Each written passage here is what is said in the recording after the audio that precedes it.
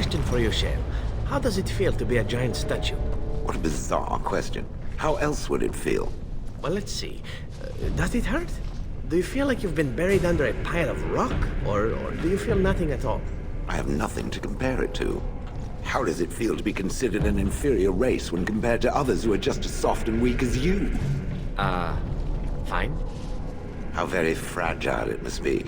One touch and its kind crumbles, spilling liquid everywhere. No wonder they clad themselves in metal. It takes more than just a touch, I'm sure. I feel very solid and immortal. No putrid liquids to squirt out of me. Oh, no.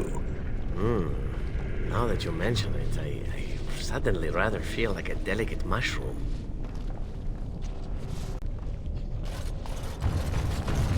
I've thought about your predicament, my friend. It has thought of a way to lure birds out of the sky? I mean, your situation. Being made of stone and such, I imagine it must be terrible for you to see others together, you know? Together? As in standing next to one another? I speak of love, my sturdy friend, and the act of love. Surely this must bring you discomfort, knowing you can never partake in such pleasures. That is disgusting. It was bad enough that I had to suffer the occasional pair of villagers lying in my shade, but the idea of partaking... You are stoic, my friend, and brave. You do us a great honor by suffering in silence. I was not suffering, silently or otherwise, until now. I understand.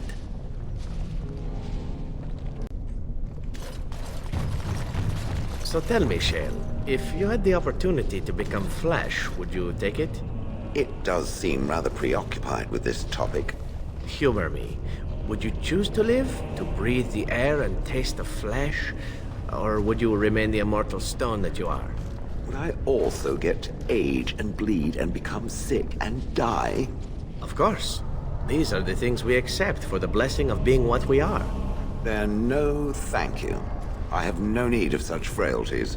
You were once a dwarven woman, with dreams and passions and all the rest. Does that hold no sway for you? Why would I wish to be that woman again? She gave up her body willingly. And what of family, of children? Life does not begin and end with yourself. I have no desire to produce offspring. Your form is wondrous, that's true. But while you do not suffer the lows of life, you also do not experience the highs. It is something to consider. It is nothing to consider. What it speaks of is impossible.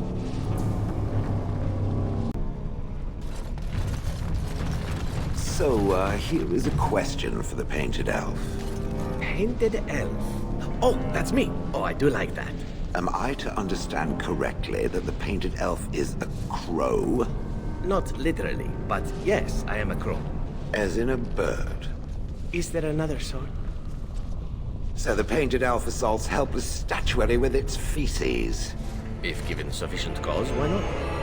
That is outrageous. The Painted Elf will stay away from me, or else. I get a lot of that.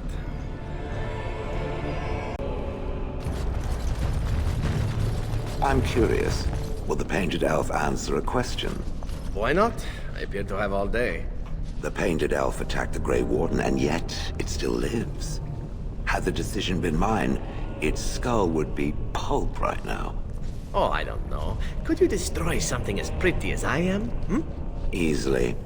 I fail to see how any measure of attractiveness would make one difficult to crush. Perhaps you do not know how to look then. Take a long look at our Grey Warden, my good friend.